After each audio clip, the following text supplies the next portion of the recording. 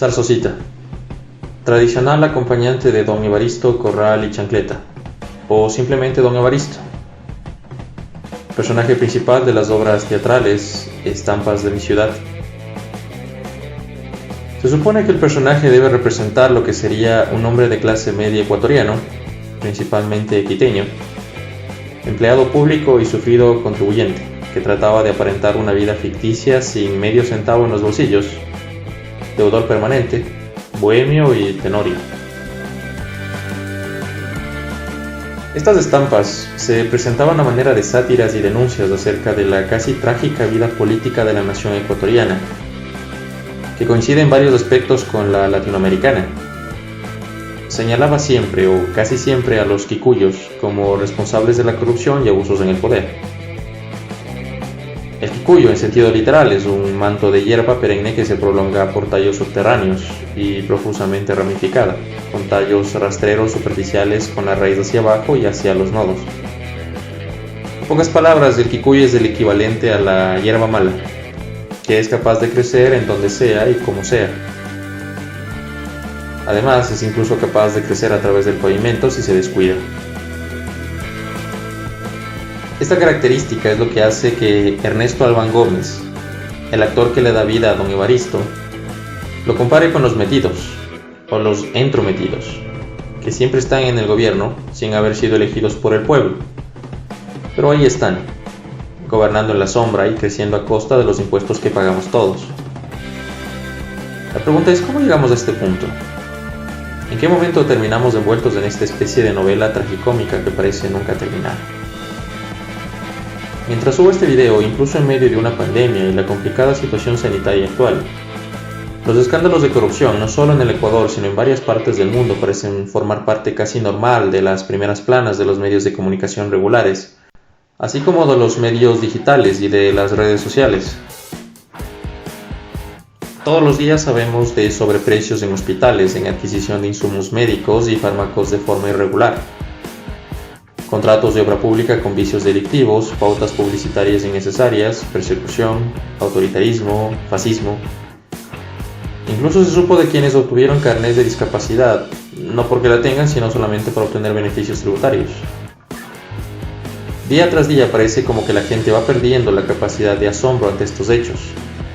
Siempre queda el mal sabor de boca de no saber o no entender qué es lo que está pasando a nuestro alrededor, pero al final del día, siempre notamos la presencia de estos quicuyos atrás de cada situación de dudosa naturaleza, todo lo cual termina porque la gente tenga aversión y hasta terror de la política.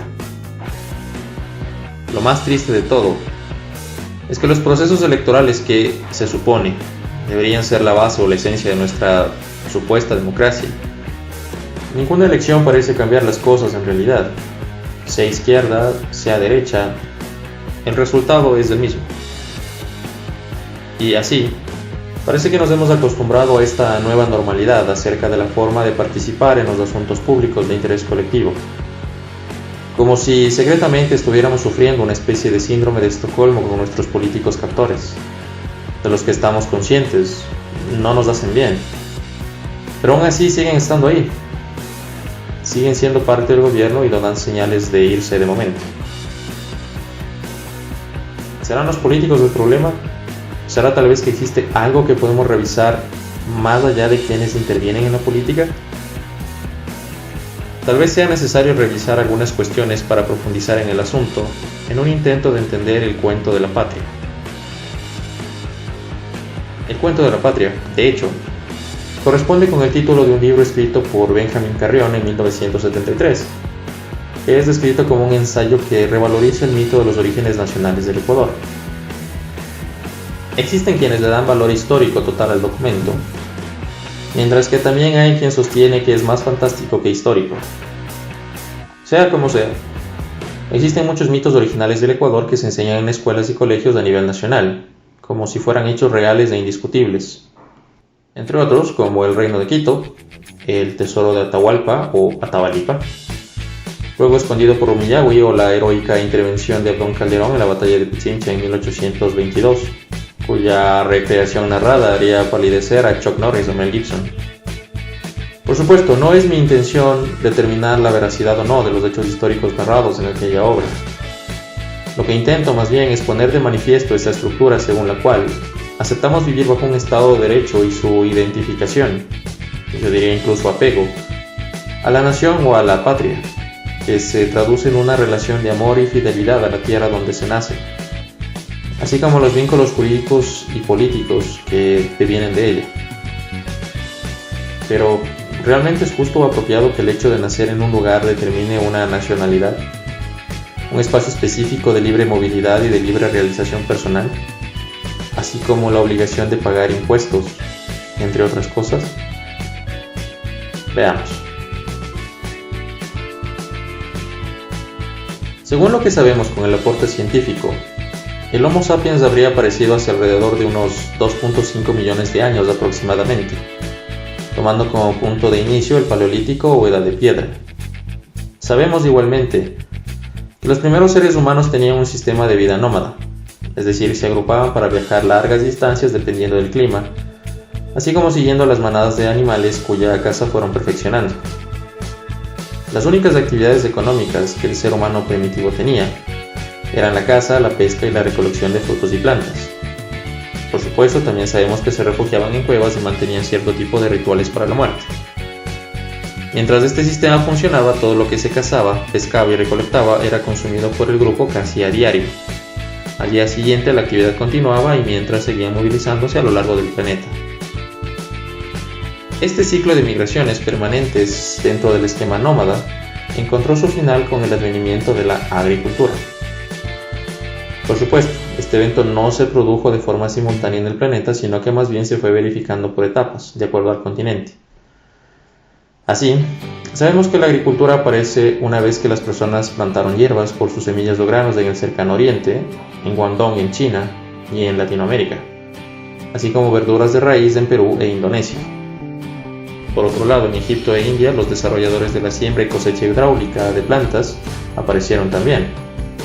Sabemos que existen al menos 8 cultivos conocidos como los fundadores del Neolítico, entre los que encontramos el camote hace unos 30.000 años, y las castañas de agua y los frijoles, que podían haberse comenzado a cultivar entre el 11.000 y 7.500 a.C.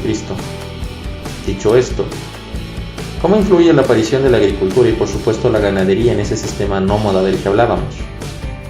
Pues al igual que con la colonización de América, la Revolución Francesa y la Revolución Industrial, marcó un antes y un después en la historia humana, dado que supuso la aparición de la ciudad, y con la ciudad, la civilización. En resumen, si durante el sistema nómada los resultados de las actividades económicas, principalmente alimentos y vestimenta, eran consumidos de forma inmediata por el grupo, ahora con la agricultura, la humanidad se enfrentaba a un nuevo beneficio, el excedente. Este excedente implicaba que la gente estaba produciendo más de lo que consumía en sus actividades diarias, por lo que debía almacenarlo para ser consumido posteriormente. ¿Notan el problema? Es más, algunas preguntas todavía más importantes. ¿Quién guarda el excedente? O mejor dicho, ¿quién lo custodia? ¿Quién decide cómo se reparte y bajo qué criterio? De esta forma, vemos como en breves palabras, la agricultura no solo trajo consigo el advenimiento de la ciudad y el sedentarismo, sino que además modificó la estructura social, separando entre aquellos que custodiaban el excedente y lo repartían de aquellos que solamente lo recibían. Es decir, estamos frente a la aparición de la primera división de clases sociales de la historia conocida de la humanidad. De forma aún más criolla, podríamos decir que este sería el origen de la clase gobernante y de la clase gobernada, así como de la propiedad privada como diferente de la propiedad comunal. Y es que no sabemos con precisión qué criterios pudieron haber sido utilizados para determinar quién se encargaría de cuidar el excedente. Tal vez, presumen varios académicos, en un primer momento las personas giraron su atención hacia aquellas características que consideraban admirables en su círculo, como la fuerza de los cazadores, la habilidad del pescador o la visión y experiencia del recolector. Es muy probable que la primera clase gobernante haya sido un grupo de personas seleccionadas o impuestas por su fuerza, habilidad y experiencia. Recordemos el caso del chamanismo explicado en capítulos anteriores. Por supuesto, estos fenómenos sociales siempre están ligados a las creencias místicas de la gente, por lo que de seguro, en base a estos criterios de selección, terminaron por ligar el derecho a gobernar con esa descendencia o elección divina de la que ya hablamos. De hecho, es común que entre las culturas más antiguas se verifique la práctica del totemismo, el animismo, el espiritismo y la magia, como antecesores de la religión, todo lo cual sería evidencia de una especie de evolución correlacionada entre las creencias de la gente y la determinación en cuanto al derecho a gobernar, que nos llevaría al primitivo principio de la soberanía del rey, como hijo de Dios o elegido de éste. Por otra parte, y de manera paralela, los asentamientos fueron creciendo y haciéndose cada vez más complejos.